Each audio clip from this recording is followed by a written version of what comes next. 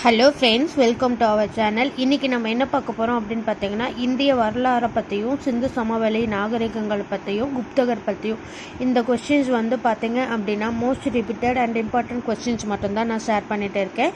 So நம்ம channel இதான் first time பார்க்குறீங்க அப்படின்னா மறக்காமல் சப்ஸ்கிரைப் பண்ணி லைக் பண்ணிக்கோங்க. அப்போ தான் நான் போகிற வீடியோஸினுடைய நோட்டிஃபிகேஷன் உங்களுக்கு வந்து உடனுக்குடன் ரீச் ஆகும்.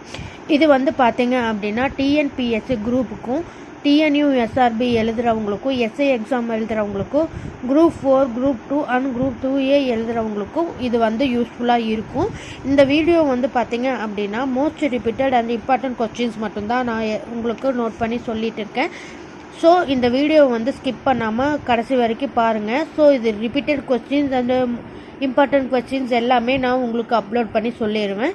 இப்போ வாங்க இந்த கொஸ்டின்ஸ் என்னென்ன அப்படிங்கிறது பார்த்துக்கலாம். ஃப்ரெண்ட்ஸ், நான் ஆல்ரெடி வந்து இம்பார்ட்டன்ட் கொஸ்டின்ஸ் நிறைய அப்லோட் பண்ணியிருக்கேன். ஆக்சுவலி இது வந்து டே 4. ஸோ இதுக்கு முன்னாடி எடுத்த வீடியோஸ் எல்லாமே நான் அப்லோட் பண்ணியிருக்கேன். பார்க்காதவங்க நான் டிஸ்கிரிப்ஷனில் லிங்க்கு கொடுக்குறேன், செக் பண்ணி பார்த்துக்கோங்க. ஃபஸ்ட் கொஸ்டின் பாருங்கள்.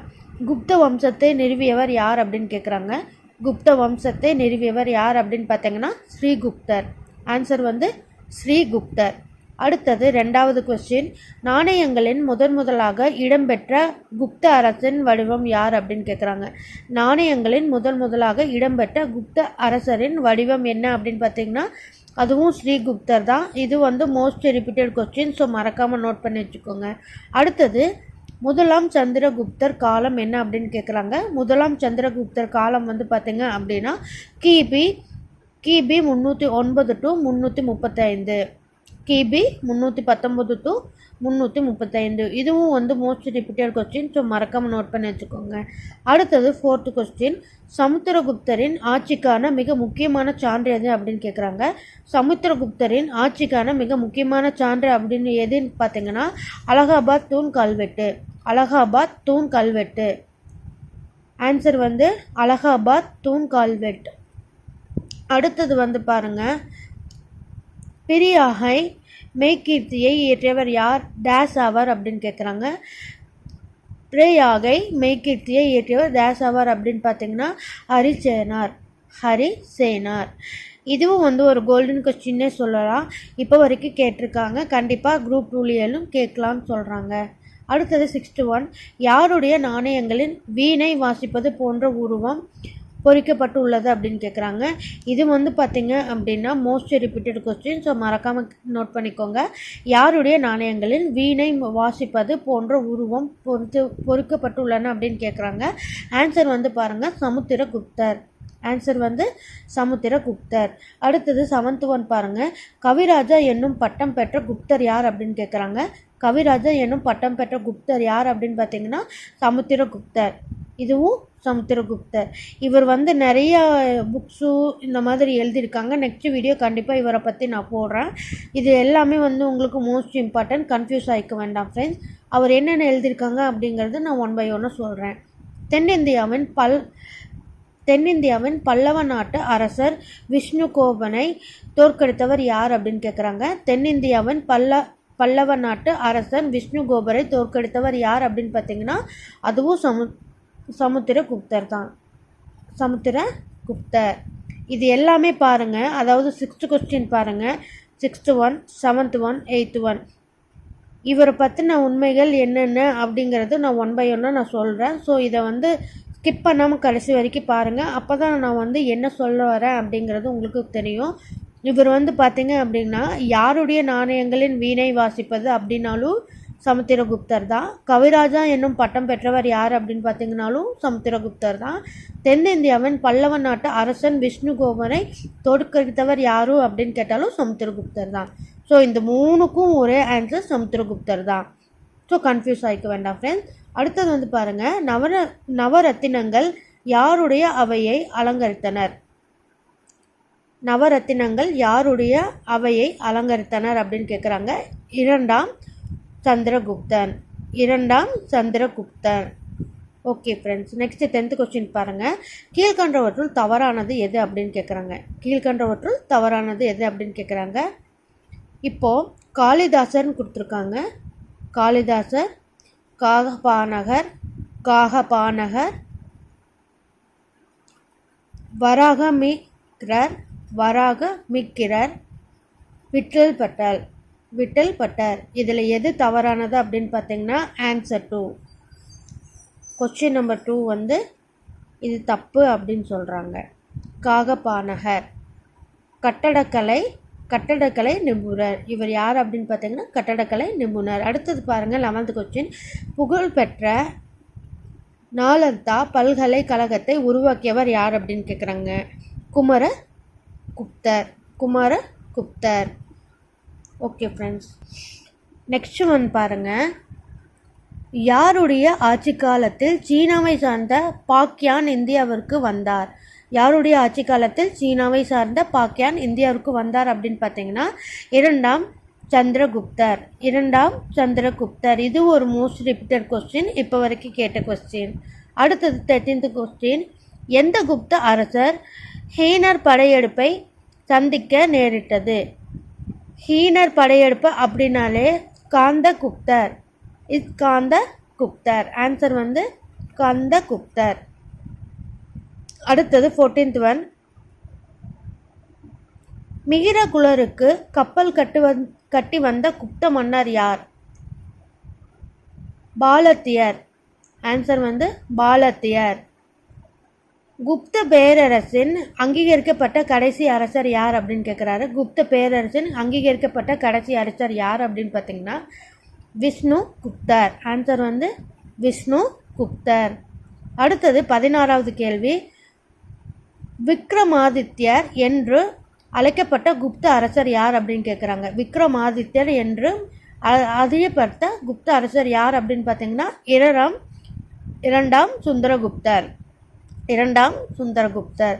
ஃப்ரெண்ட்ஸ், இங்கே பாருங்கள், யாருடைய ஆட்சி காலத்தில் சீனாவை சார்ந்த பாக்யான் இந்தியாவிற்கு வந்தார் அப்படின்னு பார்த்தீங்கன்னா அதுவும் இரண்டாம் சுந்தரகுப்தர்.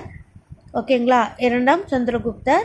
அதே மாதிரி விக்ரமாதித்யர் என்றும் அறியப்பட்டவர் யார் அப்படின்னு கேட்டாலும் அதுவும் இரண்டாம் சந்திரகுப்தர். கன்ஃபியூஸ் ஆகிக்க வேண்டாம் ஃப்ரெண்ட்ஸ். அடுத்தது வந்து பாருங்கள் 17வது கொஸ்டின். யாரால் எழுதப்பட்ட நிதிச்சாரம் என்னும் நூல் அரக கருவுலத்தலின் முக்கியத்துவத்தையும் வருமானத்தில் பல வழிகளை பற்றி குறிப்பிடுகின்றனர்?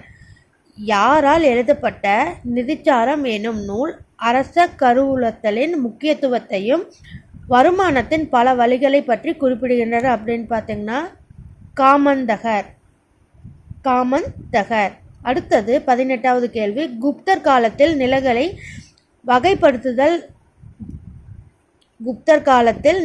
வகைப்படுத்துதல் சேத்ரா அப்படின்னு கொடுத்துருக்காங்க. வேளாண்மைக்கு உகந்த நிலங்கள். இது எதனுடைய நிலங்கள் அப்படின்னு பார்த்தீங்கன்னா வேளாண்மைக்கு உகந்த நிலங்கள். இதுவும் ஒரு கோல்டன் கொஸ்டின்னு சொல்லலாம். அடுத்தது 19வது கேள்வி. குப்தர்களின் நாணய அமைப்பு முறையை அறியப்படுத்துபவர் யார்? குப்தர்களின் நாணய அமைப்பு முறையை அறியப்படுத்துவர் யார் அப்படின்னு பார்த்தீங்கன்னா சமுத்திரகுப்தர். ஆன்சர் வந்து சமுத்திரகுப்தர். அடுத்தது 20வது. குப்தர்களின் அலுவலக மொழி அப்படின்னு பார்த்தீங்கன்னா சமஸ்கிருதம். குப்தர்களின் அலுவலக மொழி எது அப்படின்னு பார்த்தீங்கன்னா சமஸ்கிருதம். ஆன்சர் வந்து சமஸ்கிருதம். அடுத்தது 20. கீழ்கண்டவற்றுள் தவறானது எது அப்படின்னு கேட்குறாங்க. இதில் தவறானது எது அப்படின்னு பார்த்தீங்கன்னா காளிதாசர் பஞ்ச சித்தாந்திகா. அடுத்தது 22. சூரிய சந்திர கிரகணங்கள் ஏற்படுவதற்கான உண்மை காரணங்கள் குறித்து விளக்கியவர். சூரிய சந்திர கிரகணங்கள் ஏற்படுவதற்கான உண்மை காரணங்கள் குறித்து விளக்கியவர் யார் அப்படின்னு பார்த்தீங்கன்னா ஆரியப்பட்டர். ஆன்சர் வந்து ஆரியப்பட்டர். அடுத்தது 23. அறுவை சிகிச்சை செயல்முறை குறித்து விளக்கிய முதல் இந்தியர் யார் அப்படின்னு பார்த்தீங்கன்னா சுஷ்ருதர். இது வந்து கோல்டன் கொஸ்டின்னே சொல்லலாம், இப்போ வரைக்கும் கேட்ட ஒரு கொஸ்டின்ஸ். நெக்ஸ்ட் ஒன் பார்க்கலாம் வாங்க. நெக்ஸ்ட் ஒன் பாருங்க. தர்க்கம் குறித்த முதல் முழுமையான பௌத்த நூலை எழுதியவர் யார் அப்படின்னு கேட்குறாங்க. பௌத்த நூல் அப்படின்னாலே நல்லா ஞாபகம் வச்சுக்கோங்க ஃப்ரெண்ட்ஸ். ஓகேங்களா, ஆன்சர் வந்து வகபந்து.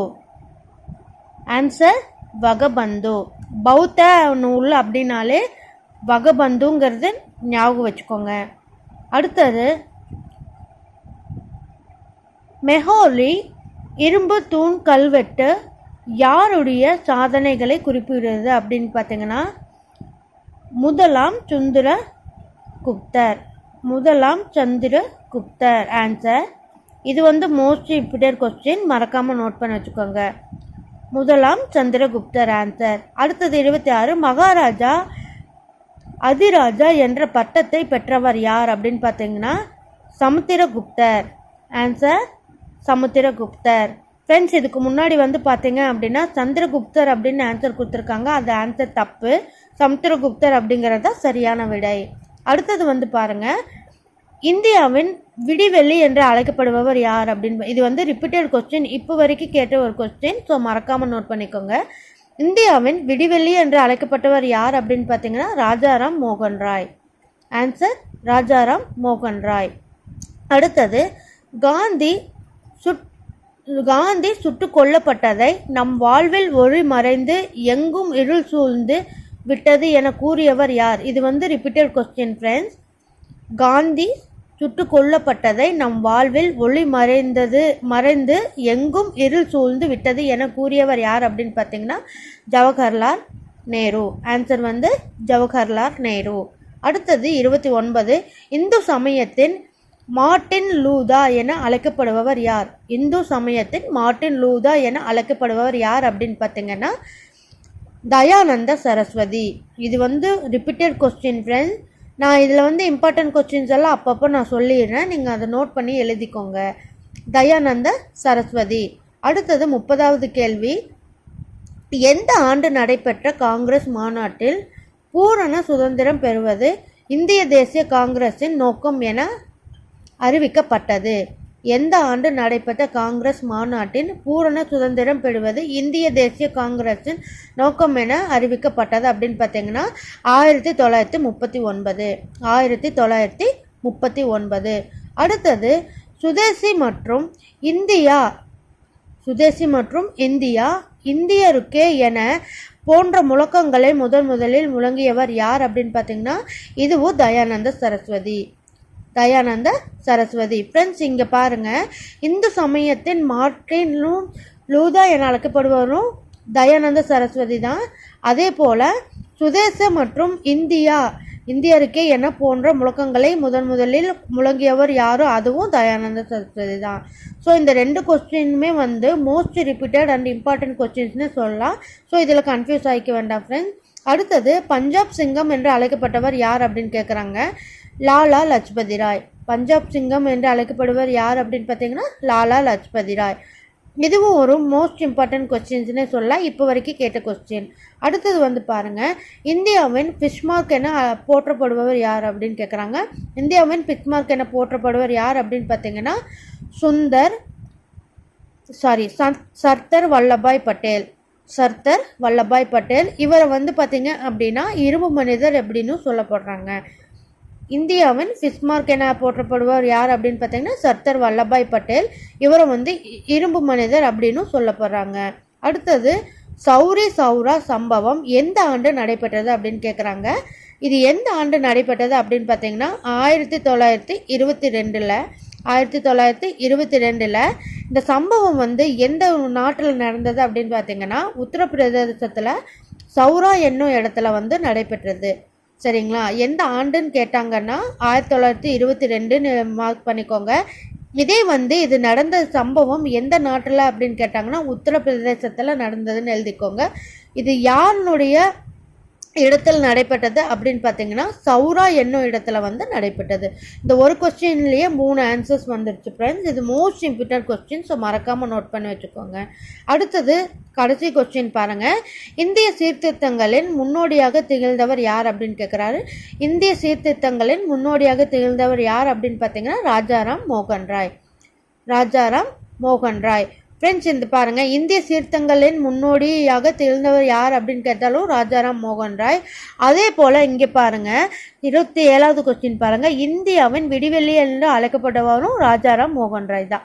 ஸோ இது கன்ஃபியூஸ் ஆகிக்கு வந்தால் இது வந்து மோஸ்ட் ரிப்பீட்டட் கொஸ்டின், இதுவும் வந்து most repeated question. Okay friends, இந்த வீடியோ உங்களுக்கு வந்து கண்டிப்பாக யூஸ்ஃபுல்லாக இருக்கும்னு நினைக்கிறேன். நம்மக்கிட்ட வந்து PDF வந்து இருக்குது, அவைலபிளாக இருக்குது. ஸோ நான் டிஸ்கிரிப்ஷனில் வாட்ஸ்அப் நம்பர் தரேன். யாருக்காவது வந்து PDF வேணும் அப்படின்னா நீங்கள் என்ன வாட்ஸ்அப்புக்கு ஒரு மெசேஜ் பண்ணுங்கள், நான் உங்களுக்கு ரிப்ளை பண்ணுறேன். ஓகேங்களா? இப்போ வந்துட்டு இந்த வீடியோ உங்களுக்கு கண்டிப்பாக பிடிச்சிருக்கும் அப்படின்னு நினைக்கிறேன், யூஸ்ஃபுல்லாக இருக்கும்னு நினைக்கிறேன். ஸோ நம்ம சேனல் தான் ஃபஸ்ட் டைம் பார்க்குறீங்க அப்படின்னா மறக்காமல் சப்ஸ்கிரைப் பண்ணி லைக் பண்ணிக்கோங்க. எனக்கு நீங்கள் பண்ணுற சப்ஸ்கிரைப்பும் லைக்கும் ஒரு மோட்டிவேட்டிங்காக இருக்கும். மேலும் இது போல் விஷயங்கள் நான் உங்களுக்கு அப்லோட் பண்ணுறேன். ஓகே ஃப்ரெண்ட்ஸ், இந்த வீடியோ பிடிச்சிருந்துச்சுன்னா நம்ம சேனலுக்கு ஒரு சப்ஸ்கிரைப் பண்ணி லைக் பண்ணுங்கள். Okay, thank you. தேங்க்ஸ் ஃபார் வாட்சிங்.